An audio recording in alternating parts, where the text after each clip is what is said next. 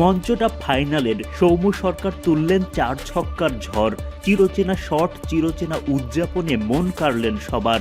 মারকুটে টি-20 মেজাজে রংপুরের হয়ে বিশ্বমঞ্চের দাপট দেখালেন ব্যাট হাতে। সরকারের সামনে পাত্তাই পেলেন না ভিক্টোরিয়ার কোনো বোলার। সৌম্যর ব্যাটে মেগা ফাইনালে বড় পুঁজি রংপুর রাইডার্সের। শনিবার ভোরে গ্লোবাল সুপার লিগের ফাইনালে মাঠে নামে রংপুর রাইডার্স। প্রতিপক্ষ ক্রিকেট ভিক্টোরিয়া। টস জিতে আগে ব্যাটিংয়ের সিদ্ধান্ত নেন অধিনায়ক নুরুল হাসান সোহান। বিসিবির অনুমতি পেয়ে পূর্ণশক্তির দল নিয়ে মাঠে নামতে পারে বাংলাদেশি ফ্র্যাঞ্চাইজিটি। ইনিংসের শুরু থেকে সৌম্যদের চাপে রাখার চেষ্টা ভিক্টোরিয়ার বোলারদের। সময়ের সঙ্গে সঙ্গে সেই চাপ কাটানোর চেষ্টা রংপুরের ওপেনারদের।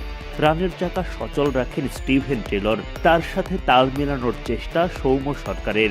পাওয়ার প্লের 6 ওভারে কোনো উইকেট না হারিয়ে রংপুর তোলে 40 রান। উইকেটে সেট হওয়ার পর রান তোলার গতি বাড়ান সৌম্য।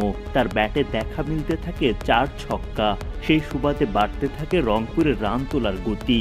10 ওভার শেষে বিনা উইকেটে রংপুর তোলে 76 রান। ভিক্টোরিয়ার বোলাররা যেন কোনো মতে আটকাতে পারছিলেন না রংপুরের 2 ওপেনার সৌম্য ও স্টিভেনকে। চোখ ধাঁধানো সব শটে মাঠ মাতিয়ে রাখেন সরকার। দারুণ সঙ্গ দেন টেলরও। ওপেনিং জুটি পার করে 100 রানের গন্ডি। পার্টনারশিপে শতক পার করার পর রংপুরের 2 ওপেনার তুলে নেন 50 তুলে সরকারের পক্ষ থেকে সে চিরচেনা উদযাপন, সাথে সৃষ্টিকর্তার প্রতি কৃতজ্ঞতা। 50 করে ব্যাট উঁচিয়ে ধরেন টেলরও। দুর্দান্ত ব্যাটিং করতে থাকা 2 ওপেনারের সম্মানে ডাগআউট থেকে তখন করতালির মেলা।